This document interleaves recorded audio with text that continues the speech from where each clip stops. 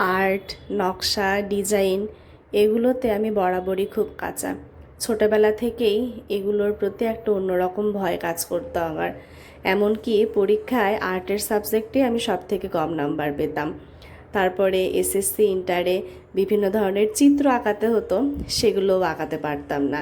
Practical খাতা অনেক কষ্ট করে করে আঁকাতাম, কিন্তু কোনো আর্টের ভিডিও, ছবি দেখলে খুব ইচ্ছা জাগতো আমি যদি এরকম কিছু করতে পারি, নিজের মতো কিছু তৈরি করব।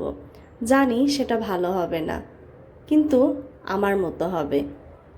সেই ভাবনা থেকেই বাসায় দইয়ের সরা রং করার জন্য উদ্যোগ নিয়েছি, যার শুরুর ধাপটা আমি আজকেই শুরু করেছি। সাদা রং করে ওটাকে রোদে শুকোতে দিয়েছি। আর আমার একটা অব্যবহৃত কাপড় ছিল, সেটাতেই একটু রঙের খেলা চলছে। জানি এখানে একদম হিজিবিজি একটা নকশা তৈরি হচ্ছে, কিন্তু এটাতেই আমার আনন্দ। আমি কিছু তো করতে পারছি। আস্তে আস্তে চেষ্টা করব যেন নতুন কিছু তৈরি করতে পারি।